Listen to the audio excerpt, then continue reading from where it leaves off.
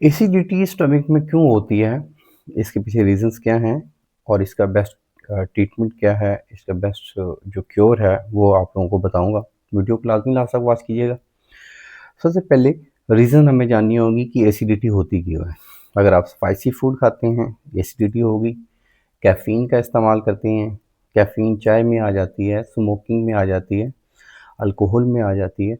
इनका इस्तेमाल करते हैं, ऑयली चीज़ें ज़्यादा खाते हैं या फ्राई चीज़ें ज़्यादा करते हैं जो फ्राई की हुई हैं, इनका इस्तेमाल आप बढ़ाते हैं तो एसिडिटी बढ़ेगी। अब इसका क्योर क्या है?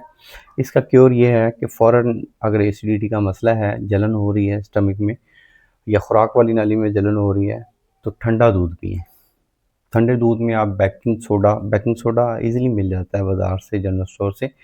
बेकिंग सोडा का 1 से 2 टेबलस्पून आप लें, दूध में डालें, 1 ग्लास में ठंडे दूध में डालें, इसको पिएँ।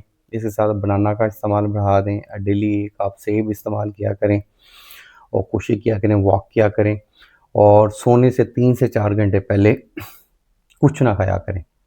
पहला खाना जब हज़म हो जाए, तो दूसरा खाना तब खाना चाहिए। कम से कम एक खाने से दूसरे खाने का जो वक़्फ़ा है, वो 6 घंटे का होना चाहिए।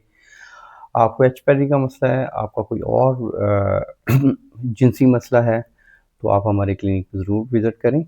आप एक प्रॉपर ट्रीटमेंट चाहते हैं, तो दिए गए नंबर पे ज़रूर रब्ता करें। अल्लाह आपका हामी और नासिर हो। शुक्रिया, जज़ाकल्लाह। अल्लाह हाफ़िज़।